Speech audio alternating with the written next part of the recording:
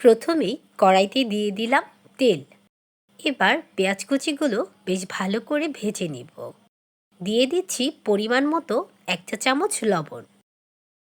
পেঁয়াজগুলো লাল লাল করে ভেজে নিব।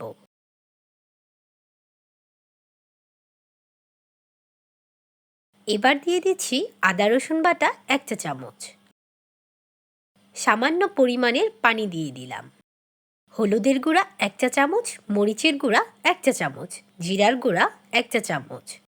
মশলা কষানোর পরে মিষ্টি কুমড়োগুলো বেশ ভালো করে কষিয়ে নেব। দিয়ে দিচ্ছি 1 চামচ চিনি। চিনিটা দিলে মিষ্টি কুমড়ার স্বাদটা দ্বিগুণ বেড়ে যায়। শুধু মিষ্টি কুমড়ো রান্নাই নয়, ভাজিতেও আমি একটু চিনি অ্যাড করি।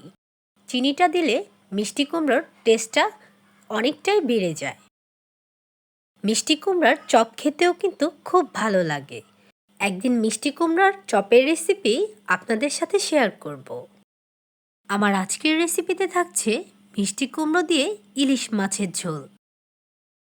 কে কে মিষ্টি কুমড়ো দিয়ে ইলিশ মাছের ঝোল খেতে পছন্দ করেন অবশ্যই কিন্তু কমেন্ট করে জানাবেন। ইলিশ মাছের সাথে শুধু মিষ্টি কুমড়োই নয়, যে কোনো সবজি দিয়েই রান্না করলে খেতে ভালো লাগে।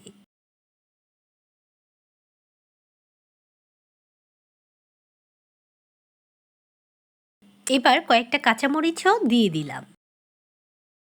দিয়ে দিচ্ছি পরিমাণ মতো ঝোলের পানি। পানি বলক চলে আসার পরেই এক এক করে মাছগুলো আমি দিয়ে দিয়েছি।